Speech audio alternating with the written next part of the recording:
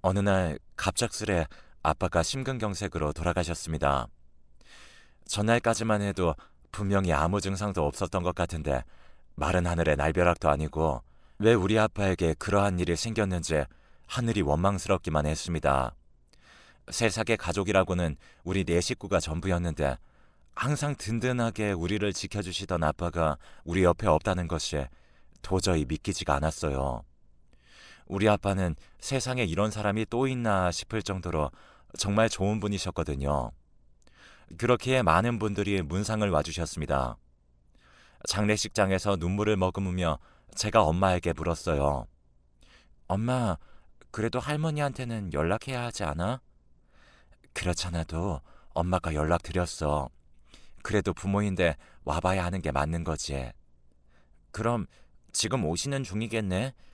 그런데 설마 아빠 장례식장인데 와서 난리치는 건 아니겠지? 제 물음에 엄마는 그저 넋이 나간 사람 마냥 아빠 영정사진만 바라볼 뿐이었어요. 생전에 아빠는 항상 엄마를 걱정하곤 하셨는데요. 엄마는 아빠를 만나서 결혼을 하고 난 뒤에 평생토록 살림만 하고 지내셨거든요. 거기다 착해도 너무 착했기에 그런 엄마를 이용해 먹으려는 사람들도 참 많았어요. 특히나 아빠 본가 가족들이 항상 엄마를 무시하곤 했다고 합니다. 우리 아빠는 젊을 때부터 시장에서 일을 했다고 합니다. 생선이나 과일, 그릇, 그리고 신발까지 돈이 될 만한 건 안 팔아본 것이 없다고 할 정도로 악착같이 장사해서 돈을 버셨다고 해요. 그래도 사업 수완이 있었던 것인지 장사로 성공해서 꽤 많은 돈을 벌었다고 했습니다. 본가에서 둘째이던 아빠는 본가 가족들에 대한 애착이 별로 없었어요. 언젠가 아빠한테 들어보니 할머니가 아빠를 그렇게 차별했다고 했거든요. 단지 돌아가신 증조 할머니를 많이 닮았다는 이유만으로 그랬다고 하네요. 어찌나 구박을 했던지 아빠가 본가 가족들이라고 하면 고개를 절레절레 흔들 정도였으니까요. 그러다가 부모님이 결혼하고 나서 아빠의 장사가 승승장구했고 우리 가족이 잘 사는 것을 본 할머니가 아빠에게 잘해주는 척을 했다고 하네요. 제가 알기론 그러면서 꽤 많은 돈을 가져갔다고 들었습니다. 그런데 문제는 할머니가 우리 엄마를 그렇게 못마땅해 했다고 합니다. 엄마가 부모도 없이 어렵게 자랐다는 게 그 이유였다고 하는데요. 엄마가 편히 사는 걸 꼴보기 싫어하셨다고 합니다. 네 주제에 이렇게 잘 먹고 잘 사는 거 감사하게 생각하고 살아라. 우리 아들이 아니면 네가 이렇게 살 수가 있었겠느냐? 우리 아들이 되니까 너 같은 고아랑 결혼한 거지. 사실 네가 뭐 하나 볼 것도 없잖니. 죄송합니다. 정말 죄송합니다. 할머니의 구박에도 엄마는 그저 죄송하다는 말만을 반복할 뿐이었다고 하네요. 차라리 엄마가 뭐 화내기라도 했다면 아빠도 가족들과 연까지 끊고 살지는 않았을 텐데 그저 착하기만 한 엄마를 지켜야 한다는 생각으로 본가 가족들과 연을 끊었다고 했어요. 그렇게 우리 아빠는 아빠의 본가 가족들과 연을 끊고 살아야만 했습니다. 거기다 아빠가 돈을 많이 벌기 시작하면서 시시때때로 본가 가족들이 돈을 요구하며 힘들게 했다고 하거든요. 특히나 할머니는 갖은 핑계를 대며 우리 부모님께 돈을 빼앗아가다시피 해서는 큰아빠 부부에게 가져다 줬다고 했으니까요. 그런데 그렇게 해서 큰아빠, 큰엄마가 할머니한테 잘하는 것도 아니었다는데 마치 할머니에게는 큰아빠 부부만이 존재하는 것처럼 돈이 생길 때마다 다 가져다 주곤 했다네요. 아무튼 우리는 그러한 이유로 친가 가족들과 일절 연락을 하지 않고 있었어요. 오죽했으면 어린 시절에는 아빠에게 가족이 없다고 알고 있었을 정도였으니까요. 그랬던 친가 가족들을 아빠의 장례식장에서 다시 마주하게 되었습니다. 적어도 아빠의 엄마인 할머니한테는 알려야 했으니까요. 엄마는 그게 최소한의 사람의 도리라고 말했었거든요. 하지만 그렇게 마주한 친가 가족들은 하나도 변한 게 없었는데요. 장례식장에서 엄마를 보자마자 몰아붙이기 시작했습니다. 특히나 장례식장을 들어서던 할머니가 아빠의 영정사진을 확인하고는 쓰러지듯 털썩 주저앉아서는 장례식장에 떠내려가라 큰 소리로 통곡을 하기 시작했어요. 아니, 네가 왜 거기 있느냐 말이야. 부모 형제랑 영까지 끊고 살았으면 잘 살았어야지. 이게 뭔 일이냐 말이야. 이게 다 저거 때문이다. 저거한테 재수 온 붙어서 우리 아들이 먼저 간 거야. 이게 다 너 때문이란 말이야.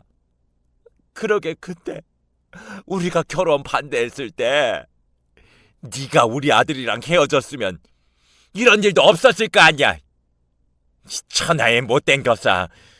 네가 여기가 어디라고 뻔뻔하게 얼굴을 들고 서 있어. 당장 나가. 당장 나가란 말이야. 할머니가 엄마 상복을 마구마구 잡아끌며 소리를 질러댔어요. 그 모습을 보며 제가 할머니의 손을 확 뿌리쳐 버렸는데요. 딱 보니 네가 저거 딸인가 보구나. 우리 엄마는 아무 잘못 없으니까 그만하세요. 이게 어디서 버릇없이 어른한테 대들어? 하긴 뭐 그 애미의 그 딸이니 뭘 배우고 잘 알겠어. 이러려고 여기 오신 거면 그냥 가세요. 뭐가 어쩌고 어째? 그게 처음 본 네 할미한테 할 소리냐? 그동안 내가 내 아들이랑 왜 연을 끊고 살았는데 그게 다 저 인간 때문이란 말이야. 근데 할미한테 말본새가 그게 뭐냐? 소란 피우실 거면 그냥 나가세요. 지금 제 동생 놀란 거 안 보이세요? 제가 엄마 앞을 가로막으며 할머니께 단호하게 말했어요. 그 순간 할머니가 곁눈질로 엄마 뒤에 서 있던 동생을 빤히 바라보았는데요. 그래도 꼴의 아들은 낳았네 그래? 아주 잘 됐네.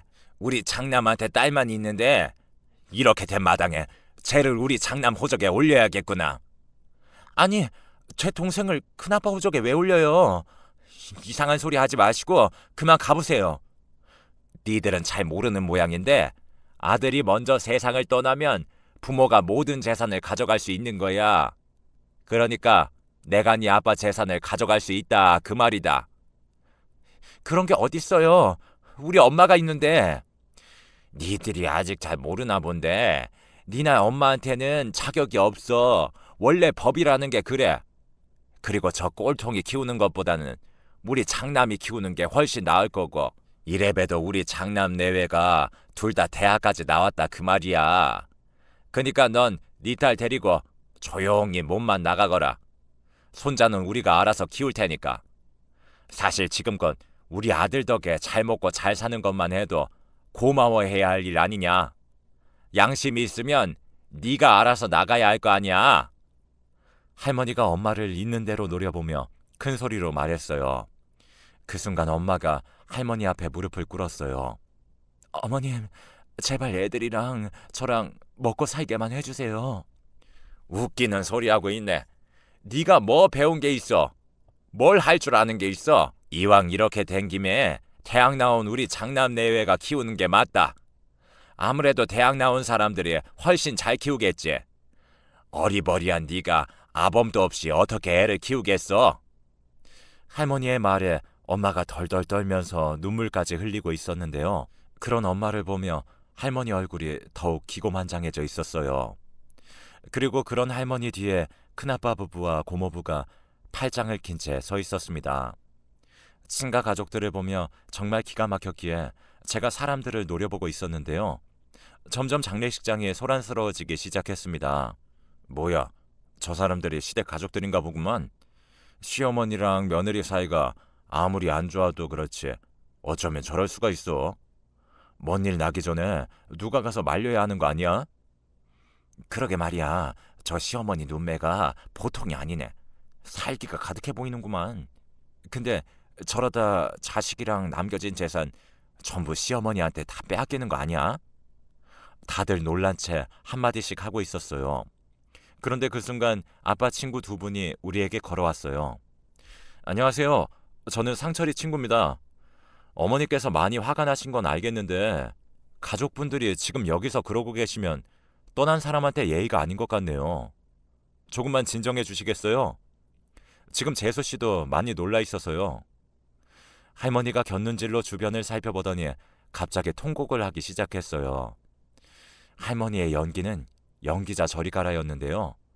통곡을 시작하자마자 눈에서 금세 눈물이 흘러내렸거든요.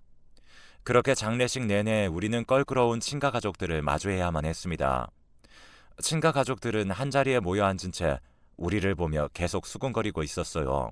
아무래도 뭔가 어마어마한 짓을 꾸미는 듯해 보였어요. 그 모습을 보며 제가 걱정스레 엄마에게 물었어요. 엄마, 우리 아빠 재산인데 왜 저 사람들이 가지고 간다고 하는 거야? 아니야. 엄마가 어떻게든 전부 다 지켜낼 거야. 니들 아빠가 있었으면 말 한마디도 못했을 텐데. 엄마의 얼굴에는 근심이 가득해 보였습니다. 역시나 장례식이 끝나자마자 친가 가족들이 본색을 드러내기 시작했어요. 이거 어차피 우리 아들 이름으로 들어놓은 것이니 내거나 다름없지 않겠냐? 그러니까 가지고 가마. 그리고 그때 내가 말한 거 말이다. 우리 아들이 남기고 간 재산이랑 손자 문제는 빨리 매듭짓게 준비하고 있거라.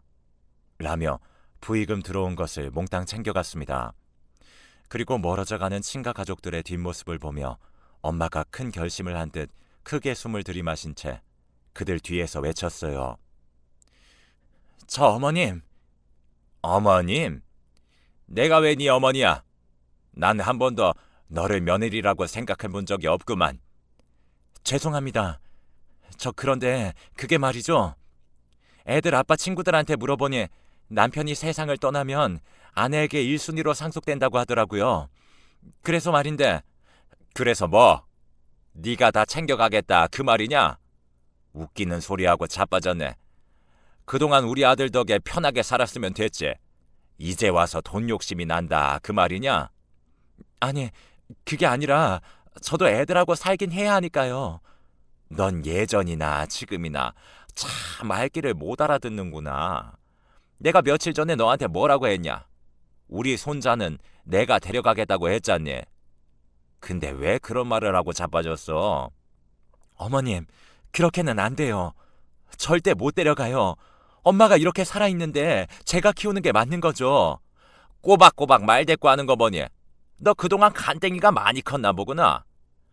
안 된다는 소리 하지 말고 이번 달 안으로 다 정리할 생각해. 할머니가 엄마를 밀쳐버리고는 나가버렸습니다. 그나마도 혼이 반쯤 나가있던 엄마의 얼굴이 덕분에 파랗게 질려 있었는데요. 그런 엄마의 얼굴에는 두려움이 가득해 보였어요. 그 뒤에 엄마는 잠도 못 자고 밥도 못 드신 채 시름시름 알아만 갔어요. 아빠 친구들이 찾아와서 엄마에게 무조건 강하게 나가야 한다고 몇 번이나 말을 하기도 했지만 엄마는 이미 겁에 질릴 대로 질려 있었습니다.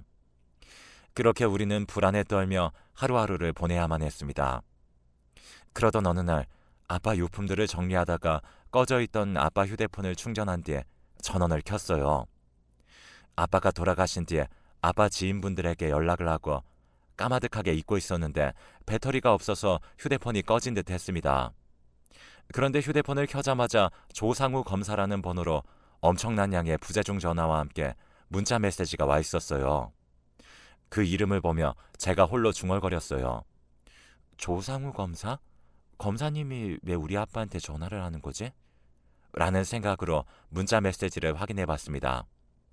메시지 내용을 확인하던 중 너무나 놀란 나머지 들고 있던 휴대폰을 떨어뜨리고 말았습니다.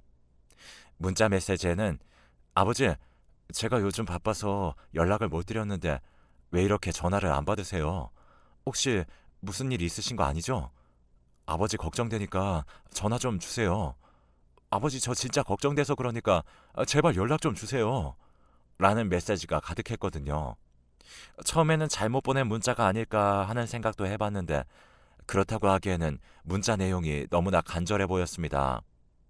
그 순간 제 머릿속이 복잡해지면서 별의별 생각이 다 들었습니다.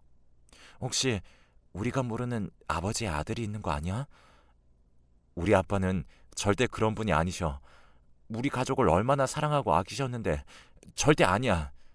제가 홀로 중얼거리며 고개를 가로젓고 있었어요. 들고 있던 아빠 휴대폰이 갑자기 울려대기 시작했고 놀란 제가 급히 휴대폰을 받았어요. 여보세요? 아버지, 아버지, 대체 왜 이렇게 전화를 안 받으세요? 제가 얼마나 걱정했는지 아세요? 무슨 일 있으신 건 아닌 거죠? 저 누구시죠? 혹시 우리 아빠를 아시나요? 혹시 박상철 씨한테 전화한 거 맞아요? 우리 아빠라고 하면 혹시 따님이신가요? 박현지 씨 맞죠? 남자는 이미 제 이름까지 알고 있었어요. 누구시죠? 누구신데 우리 아빠한테 아버지라고 하는 거예요? 저게 그건 나중에 설명드릴 테니 아버지 좀 바꿔주시겠어요? 아버지 전화를 왜 현지 씨가 받는 거예요? 아버지랑 계속 연락이 안 되고 있어서 며칠 동안 많이 걱정했습니다. 혹시 아버지한테 무슨 일이라도 생긴 건가요? 진심으로 걱정하고 있는 듯 남자의 목소리가 미세하게 떨리고 있었어요. 저 우리 아빠 돌아가셨어요. 네? 돌아가시다뇨? 그게 무슨 말씀이세요? 거짓말이죠? 지금 저한테 거짓말 하시는 거죠? 당장 아버지 바꿔주세요. 많이 놀랐던 모양인지 남자의 목소리가 다시 떨리고 있었어요. 사실이에요. 돌아가셨어요. 이미 장례식도 다 끝났고요. 아니, 어떻게 그럴 수가 있습니까? 그럼 제가 아버지 장례식도 못 챙겼다 그 말인 거잖아요. 아버지 죄송합니다. 아버지 죄송해요. 전화기 너머에서 남자가 숨죽여 흐느끼고 있었습니다. 저 근데 누구시죠? 왜 우리 아빠한테 아버지라고 부르시는 거예요? 저기 현지 씨, 제가 지금 집으로 가겠습니다. 연락이 안 됐을 때 바로 찾아갔어야 했는데. 남자는 휴대폰을 든 채 한동안 흐느끼기만 했습니다.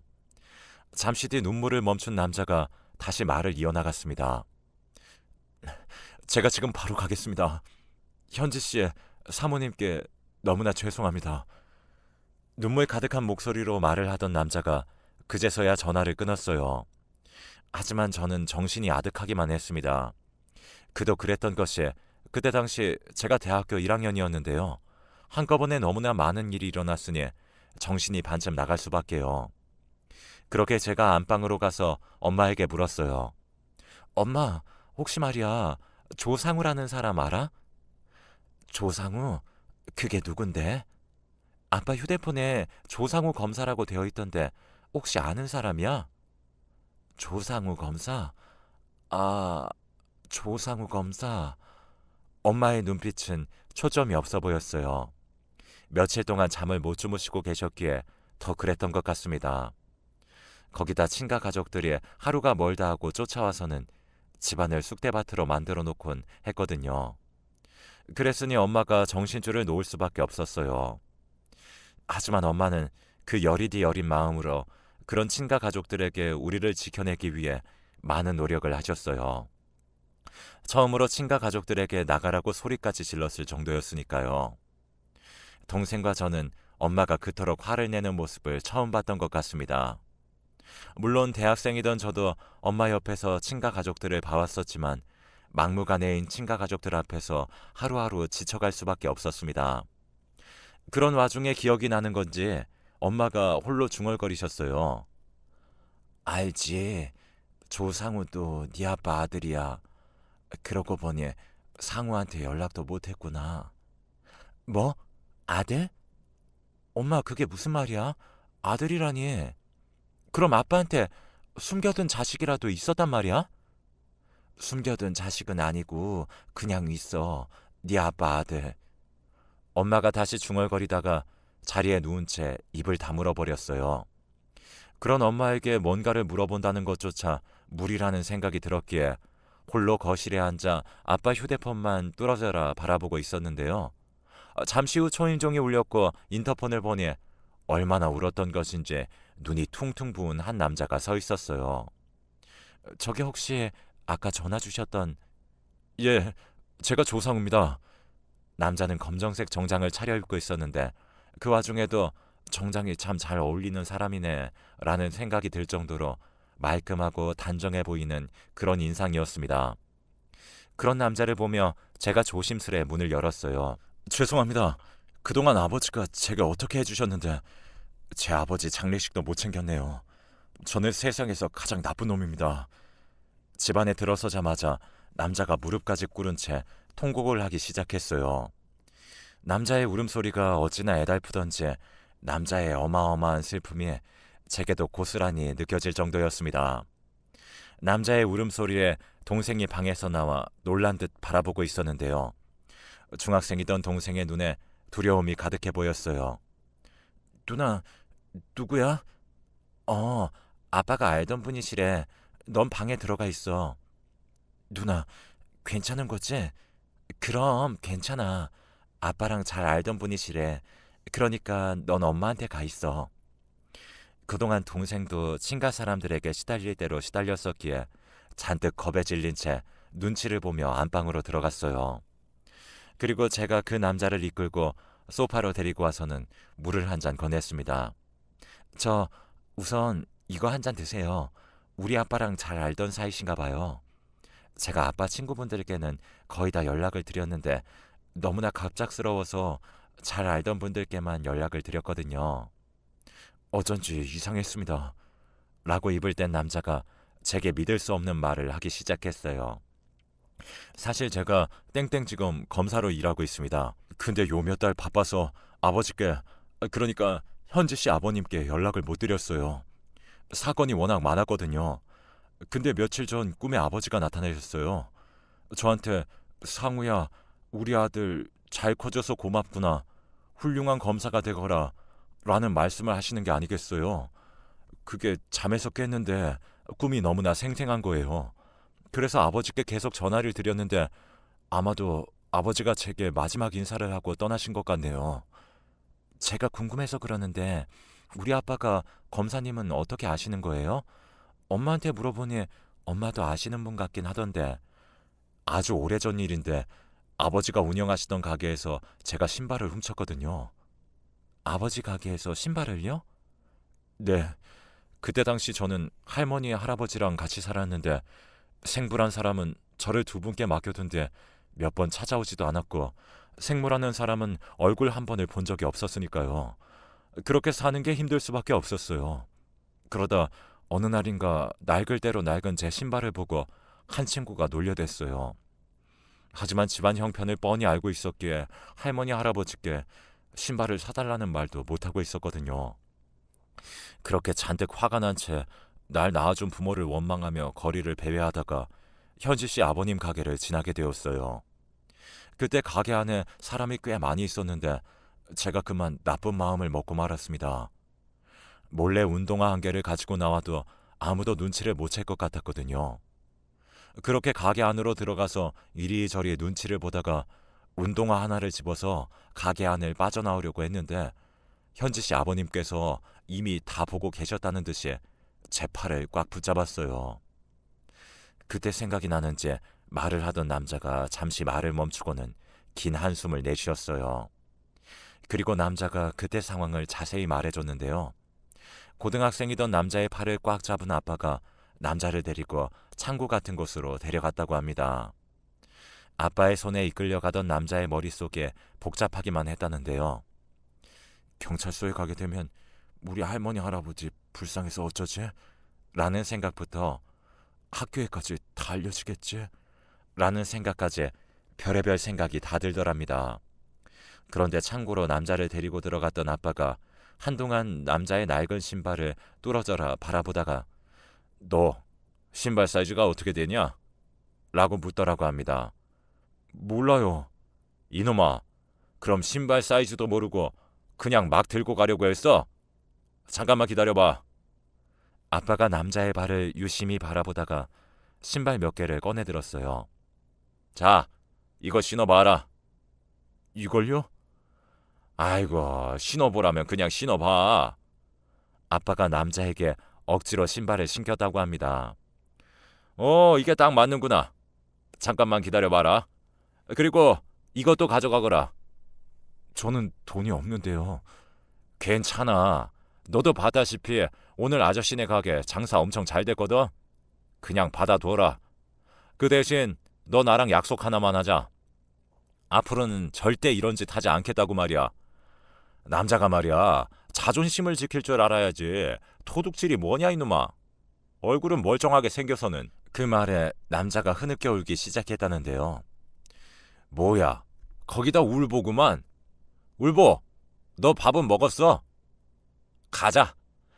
나도 아직 저녁 안 먹었는데 같이 국밥 한 그릇 먹자꾸나. 저 앞에 저 국밥이 아주 기가 막히거든. 그렇게 아빠가 남자를 끌고 국밥집에 들어가서 국밥까지 한 그릇 먹여서 보냈다고 하는데 남자를 보내기 전 아빠가 한마디를 더 하셨다고 하네요. 너 앞으로 배고프고 그러면 어디서 이상한 짓 하지 말고 이 아저씨 찾아와야 해. 알겠냐? 이건 사나이 대 사나이 약속이야. 라며 큰 소리로 말씀하셨다고 하네요. 그 뒤에도 남자가 아빠 가게에서 어슬렁거리고 있으면 아빠가 나와서는 가자. 그렇잖아도 너 올 때까지 기다리고 있었어. 라며 남자를 데리고 국밥집을 향했다고 합니다. 그런데 어느 날은 국밥집에 들어선 아빠를 보며 국밥집 사장님이 놀라서 물었다는데요. 박 사장, 조금 전에 밥 먹고 갔는데 왜 또 왔어? 오늘은 계속 배가 고프네요. 여기 국밥 2그릇만 주세요. 그렇게 아빠와 남자의 인연이 시작되었다고 합니다. 그 뒤로도 아빠는 남자를 계속해서 챙겼다고 하는데요. 현주 씨 아버님께서 제게 공부하라고 잔소리를 그렇게 하셨어요. 그런데 저는 그 잔소리가 그렇게 좋을 수가 없었습니다. 그때까지 누구 하나 저한테 공부하라고 말해주던 사람이 없었으니까요. 저는 지금껏 현지 씨 아버님을 제 아버지라고 생각하고 살았어요. 아버지 역시 저를 아들이라고 생각해 주셨고요. 현지 씨는 잘 모르겠지만 아버지께서 제 학비도 많이 도와주셨어요. 그렇게 미친 듯이 공부해서 결국 검사까지 됐고 말이죠. 근데 그렇게 해서 검사가 됐는데 아버지 장례식도 못 지키는 불효자가 됐네요. 남자는 다시 흐느끼기 시작했습니다. 그런 남자와 제가 서로를 붙들고 얼마나 눈물을 흘렸는지 모르겠습니다. 아마도 아빠가 이승을 떠나기 전 마지막으로 인사를 하고 싶었던 게 아니었나 싶었거든요. 검사님 말로는 평소 아빠가 우리 가족을 참 많이 걱정했다고 했어요. 현지 씨도 잘 알다시피 사모님께서 워낙 여리고 마음이 약한 분이잖아요. 그래서 아버지께서 걱정이 많으셨어요. 가끔 아버지와 단둘이 술이라도 한 잔 마시는 날이면 혼자 나중에 아버지한테 무슨 일이 생기거나 하면 저한테 가족들 좀 챙겨달라고 신신당부까지 하셨어요. 아빠가요? 아빠가 왜 그런 말씀을 하셨을까요? 지금 와서 생각해보면 아무래도 아버지는 일이 될 줄을 진작에 알고 계셨던 게 아니었나 싶네요. 그래서 저한테 몇 번이나 가족들을 부탁하셨던 거고요. 아버지 본가 사람들이 보통이 아니라고 하시면서 걱정을 많이 하셨거든요. 혹시 그 사람들도 아버지 돌아가신 거 알고 있나요? 네, 돌아가신 건 알려야 할 것 같아서 할머니께 연락드렸는데 장례식장에 와서 한바탕 난리를 피우고 가셨어요. 그리고 지금도 허구한 날 쫓아와서 집안을 쑥대밭으로 만들고 있고요. 그렇다고 아빠가 돌아가셨는데 할머니한테 연락을 안 드릴 수도 없었고요. 근데 그 모습을 보니 괜히 연락한 게 아닌가 싶은 생각까지 들더라고요. 물론 아버지 재산 얘기도 하셨겠죠? 네, 맞아요. 어떻게 하셨어요? 그것도 아버지께서 이미 다 말씀해 주셨거든요. 분명히 재산 보고 달려들 거다라고 말입니다. 그 순간 검사님의 눈빛에 매섭게 변해 있었어요. 그리고 그 뒤에 많은 것이 변하기 시작했어요. 검사님이 친가 가족들을 만나서 다 해결해 줬거든요. 그렇게 며칠 뒤 검사님과 저만 친가 사람들을 만나러 나갔습니다. 할머니와 큰아버지 그리고 고모까지 작정을 하고 카페로 들어섰습니다. 제 옆에 앉아있던 검사님을 보던 친가 사람들의 눈동자가 잠시 흔들리고 있었어요. 댁은 누구요? 잔뜩 경계를 하던 할머니가 물었어요. 저는 모지검의 조상우 검사입니다. 그러니까 간단하게 설명하자면 여기 박현지 씨 가족들의 후견인 정도로 생각해 주시면 될 것 같습니다. 뭐야, 검사? 그러니까 당신이 뉴스 같은 데서 보던 그런 검사란 말이요? 웃기는 소리 하고 있네. 우리 상철이가 고등학교도 겨우 나왔는데 검사랑 알고 지낸다고? 거짓말 하지 말어. 감히 내 눈을 속이려고 들어? 이 사기꾼 놈아. 큰아버지란 사람이 검사에게 사대질을 하고 있었지만 검사님은 눈 하나 깜빡하지 않은 채 말을 이어나갔습니다. 그럼 제 소개는 여기까지 하고 본론으로 들어가겠습니다. 제가 여기 현지 씨한테 듣기로는 고인이 남기신 재산을 본가 가족들이 가져가야 한다고 했다고 하더라고요. 말도 안 되는 소리에 도장을 찍으라고 강요까지 하면서 말이죠. 그럼 당연하지. 박상철이 내 아들인데 엄마인 내가 가져가는 게 당연한 거지. 쟤들 엄마가 다른 남자 만나서 재혼이라도 하게 되면 우리 손주들은 낙동강 오리알 신세가 되는데 그걸 내가 보고만 있으란 말이야? 아니죠. 법적으로 본다면 고인의 아내분이 상속받는 게 맞는 겁니다. 아실 만한 분들이 왜 그러는 겁니까? 그러니까 본가 가족들에게는 아무런 권한이 없다. 그 말입니다. 뭐가 어쩌고 어째? 네가 뭘 안다고 그딴 소리를 짓거리고 있어? 우리 상철이 재산 내 거니까 그런 줄 알고 있어. 아니죠. 그럼 우리도 법대로 처리할 수밖에 없겠네요. 제가 잘 아는 변호사가 있는데 그분한테 연락해 놓겠습니다. 검사님이 휴대폰을 꺼내서 전화를 하기 시작했는데 그 순간 눈 깜짝할 사이에 할머니가 검사님의 뺨을 올려 붙였어요. 놀란 제가 벌떡 일어나 소리쳤습니다. 지금 검사님한테 뭐 하시는 거예요? 검사 같은 소리하고 자빠졌네. 웃기는 소리 하지 말고 당장 니네 엄마 나오라고 해. 현지씨, 잠깐만요. 지금 그쪽 분들 저한테 큰 실수하신 겁니다. 방금 하신 행동 분명히 책임지셔야 할 겁니다. 어디 검사인지 판사인지 이 사기꾼 같은 인간아. 할 테면 해봐. 이번에는 큰아빠란 사람이 검사님의 멱살을 잡고는 검사님을 내동댕이 쳐버렸어요. 그런데 검사님은 아무런 대응도 하지 않았는데요. 나중에야 그 이유를 알게 되었답니다. 검사님이 카페에 있는 CCTV를 증거로 저에게 경찰에 신고하라고 시켰거든요. 결국 친가 사람들은 모두 경찰서로 가게 되었고 검사님이 진짜 검사인 것을 뒤늦게 알게 되고는 손이 발이 되도록 빌어대며 합의를 해달라고 했어요. 하지만 검사님은 절대 합의를 해주지 않았습니다. 그랬더니 할머니가 엄마에게 전화를 해서는 내가 잘못했다. 부디 그 검사님한테 합의 좀 해달라고 해보렴. 내가 이렇게 부탁하마. 라며 빌어댔다고 하네요. 그런 할머니의 말에 엄마가 안절부절 못한 채 어쩔 줄을 몰라 했는데요. 저런 사람들은 절대 변하지 않습니다. 지금 합의해주면 앞으로 또 찾아와서 힘들게 할 거예요. 저는 절대 합의해줄 생각 없습니다.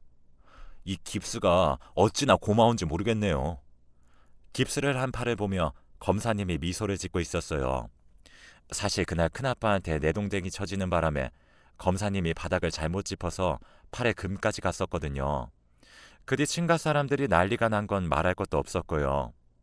결국 얼마 뒤에 큰아빠는 재판에서 징역 6개월에 집행유예 2년을 선고받았다고 하는데요. 참 씁쓸하기만 하더군요. 그 뒤로 친가 사람들은 저희에게 일절 전화도 하지 않았고 오히려 검사님과 다시 마주칠까봐 노심초사하고 있다는 소리만 들었습니다. 그렇게 저는 대학을 졸업하고 취업까지 하게 되었는데요. 그 뒤에도 검사님은 우리 가족들을 항상 챙겨줬어요. 자주 만나서 식사도 하고 즐거운 시간을 보냈으니까요. 그리고 여러분들 놀라지 마세요. 저는 검사님과 결혼까지 했답니다. 아무래도 자주 붙어 다니다 보니 서로 정이 들 대로 들었었거든요. 처음에는 나이 차이가 많이 난다며 남편이 많이 미안해했는데 이미 둘 다 너무나 사랑했었기에 그런 것은 큰 문제가 되지 않았습니다. 지금 가만히 돌이켜보면 어쩌면 그때 남편 꿈에 아빠가 나타난 것이 그저 인사만은 아니지 않았을까 하는 생각마저 해봅니다. 아니죠. 어쩌면 남편이 아빠 가게에서 신발을 들고 나가던 그때 아빠는 이미 남편이 아빠의 사이가 되리라는 것을 알고 있었던 것은 아니었을까요? 지금 우리 가족은 그 누구보다 행복하게 잘 살고 있습니다. 오늘따라 아빠가 너무너무 보고 싶네요.